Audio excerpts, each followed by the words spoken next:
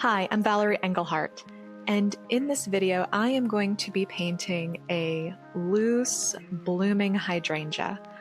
And when I say blooming hydrangea, where the centers are still full of those itty bitty little buds, but you get a few of those blossoms on the outside of the flower.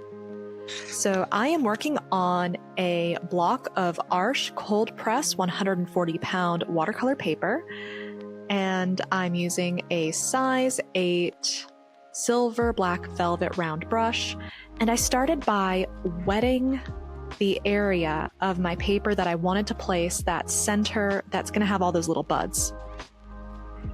Now, for a loose painting, having what looks like a bazillion little dots carefully painted is not going to work for me. One, that's not the definition of loose, and number two, I am lazy.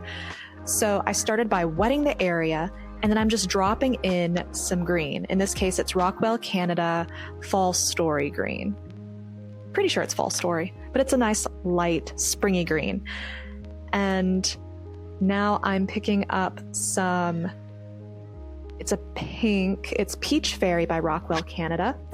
And I am just starting to paint in the petals of some of those little blossoms that have started to sprout. So I'm getting the shape that I want, and then I'm going in with water to loosen things up, maybe see if I can get some watermarks. But really, I just want to capture the essence of my subject. I'm not terribly interested in having every petal and wrinkle perfect. Now, the reason that I'm doing the green in the center without adding any of the other color is I, with the wet on wet technique, want to wait for the paper to dry a little bit before I add in my next color. And the reason for that is water will bloom wet and wet differently depending on how wet the paper is. And so right now I'm using that wet and wet technique in the center of that one little blossom that I did at the top. But in the center of that hydrangea are a bunch of like little magenta colored pods or little buds, and I wanted that green to spread out and become diluted. And now I've picked up my toothbrush, I'm going into my Daniel Smith Quinacridone Magenta, and I'm splattering it in. Look at how strong that color is. Because I want it to diffuse and soften, but not as much as if the paper was still very wet. So at this point it's just damp. So I'm painting like damp into damp. It's going to soften it, but not completely dilute it like it did with the green. And because pink and green are complementary colors, I don't want those mixing too much because then it can turn into mud. So just let those mingle naturally on the paper, and then I am adding some just kosher table salt to create those lovely little starburst textures. Again, this is a loose painting, kind of almost impressionistic, so I want to create the illusion of all of those little tightly bound buds without going in and painting all of them. And I figured the best way to do that was to model in some color and add some salt. And now for that section, I just have to play the waiting game. While that dries on its own, I can work on the dry bits of paper because I only wetted that one little area. And now I'm going to be going around the center of the hydrangea, painting in those little blossoms that have, well, popped out. So I'm using that Peach Fairy again. My mix for this is Peach Fairy for the bulk of those petals. And I will add in a little bit of that Quinacridone Magenta because I need some cohesion. If I don't have some of that magenta in the flowers themselves, then it doesn't make a lot of sense to have it in that center. It's a way to marry the composition, to let it make sense. So here I'm lifting some of that excess pigment because I do want these petals to be silky soft, and just having a solid shape of paint is boring. So by lifting some of that paint off, I have a soft transition where the petal lightens up. The other color that I've been using is Rockwell Canada's Lover's Tears. It is a very light purple, and it is shimmery and glamorous. And the center of those flowers is a very dark center. And so I will want something that is a darker value, but dark value doesn't have to mean like black or gray or dark blue. It can be a purple that's when you look at it, it just looks like a mid-tone purple. But as long as it's darker than its surroundings, then it works. And quinacridone magenta dries much paler than what it looks like when it's fresh. So right now, that magenta looks like a smack in the face. And it used to trick me every time. But I've gotten used to it now where I know to put it on strong because it will dry much paler. And that's just something that comes with experience. As you paint, you'll get to know your pigments and how they dry. Another tip is the hierarchy of these flowers. So this one at the bottom is behind, this little 4-petaled one on the bottom is behind that 3-petaled one on top of it. So when I paint its petals, I'm using a lot more water. It's getting less definition, less attention. So it's important that it's there. If it's not there, then there would be just this blank, empty space. But you don't want all of these flowers painted with the same care, the same intensity, or the viewer doesn't really know what's the most important. You're the one telling the story. And so you get to decide where you want the details to be. And I know my hand's kind of covering it up right now, but whenever you get the chance, take a look at how the salt is already working. It's forming its textures as I paint. And I'm doing that technique again, lifting the paint from the blossom, softening some of those edges, not all of them, or else it just becomes a triangular blob. Gotta be selective about where you want to soften. And then popping in a little bit of that purple in the center. Now, I will be going on top at the end once the painting's dry to really darken those centers, but it's nice to suggest it at this point, just because that paint will diffuse and it'll almost create like a natural shadow in the center. And it's great for me because then I know exactly where I need to put the center later. And yes, I know for these, in the center, but how you place something in can help determine where that blossom is facing. Is it facing more towards us, away from us? And that can be determined by placing that center, maybe not directly in the center, but a little more to the left or the right. And just by doing that, you can change what way that little blossom is facing. So same hierarchy technique as I did with the lower section. This 4-petaled blossom is not as important as that 3 one on top of it.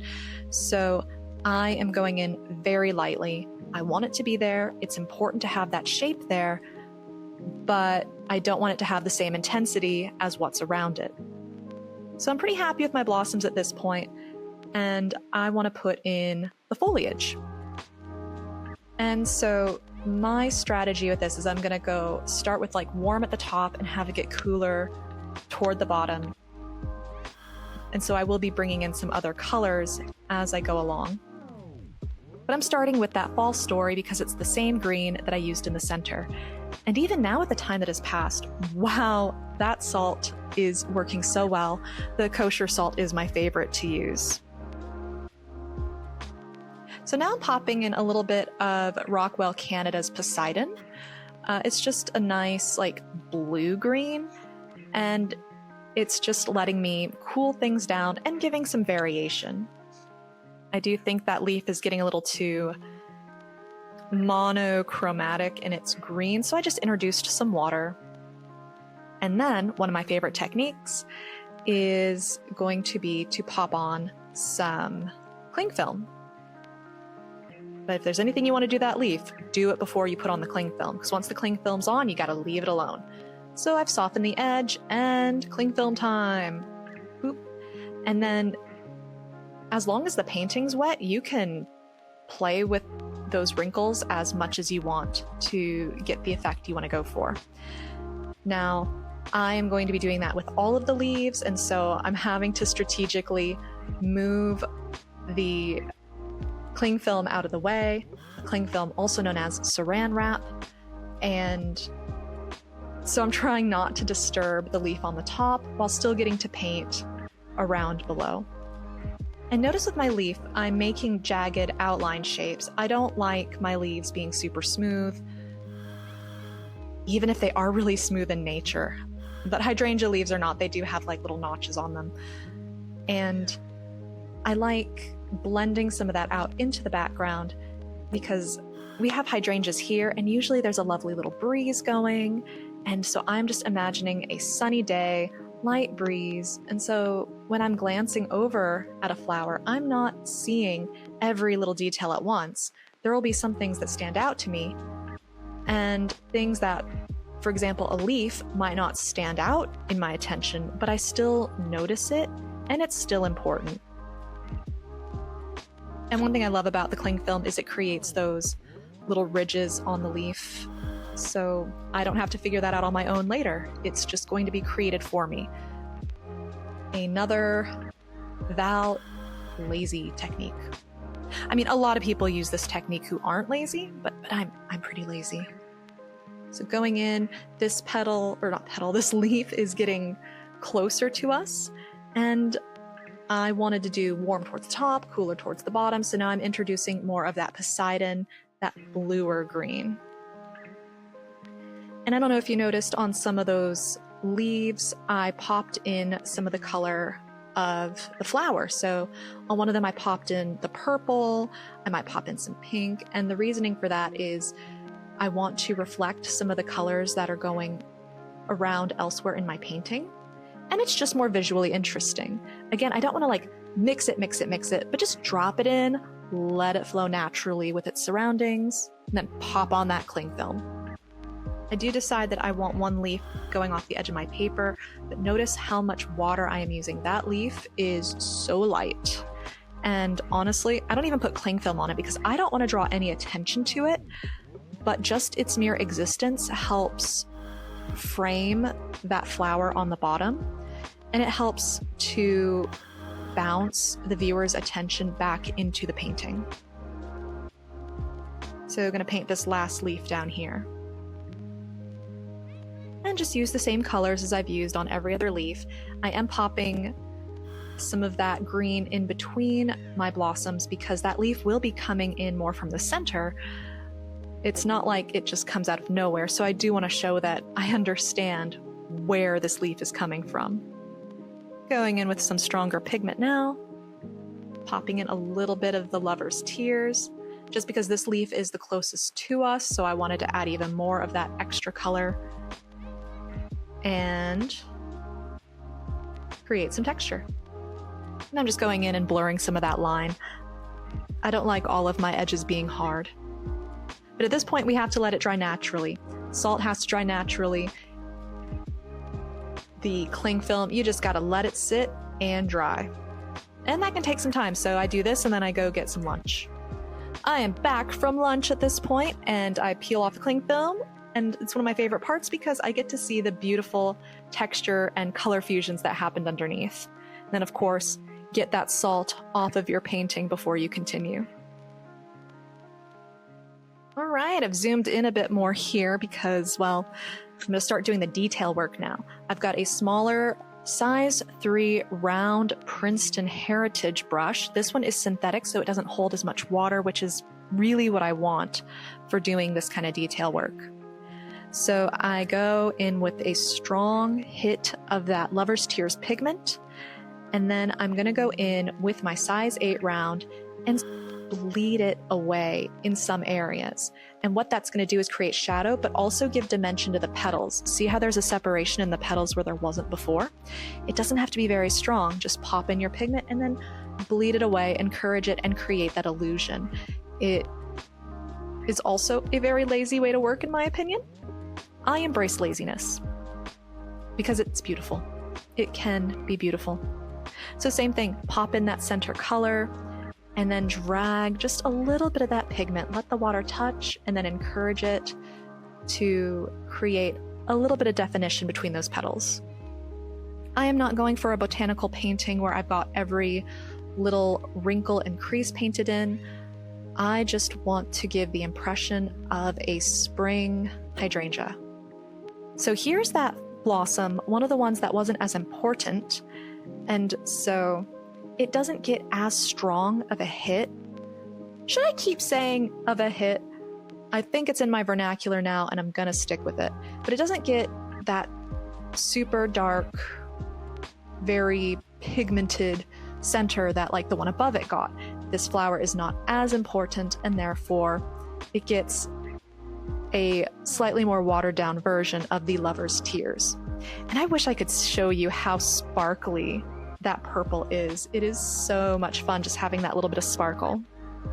And I know right now I'm painting the center down below, but look at that one center we just painted, that flower that's not so important. It's so pale, but how it merges with that leaf, like you can't really tell where the leaf begins and where the petal ends, and that is so cool to me. That is one of the things I love about painting, is when like you glance at something and it doesn't matter, but the more you look at it, the more it's like, oh whoa. And just separating the petals in that bottom blossom. I decided I wanted a little more shadow there, so just a very watery mixture, but sometimes even just a slight change in value can make a lot of difference. Like on one hand, I am super lazy, but don't do it at the expense of making your painting better. All right, so part of the cling film technique, creating those textures, is I like to try and find the centers of the leaf, and I will paint like within those shapes to accentuate the center, creating the illusion of that like center vein without actually knowing or without really painting it in. I'm just accentuating what's already there using negative painting techniques. All right, this leaf right here doesn't have a defined center like I try to get, so just pulling out my artistic license and finding a place that I think works well enough and creating it. And I don't like to create one unbroken line, so I'll break that line up. In this case, it's the 4 dashes, and then soften that line, bleed it away so it looks like a shadow created by that center vein. And then popping in a little bit of that warmer green. Having some variation in the shadow is nice. Then I'm just painting the other side of that imaginary vein, but I don't want it as pronounced as the bottom, so I'm keeping it pretty light.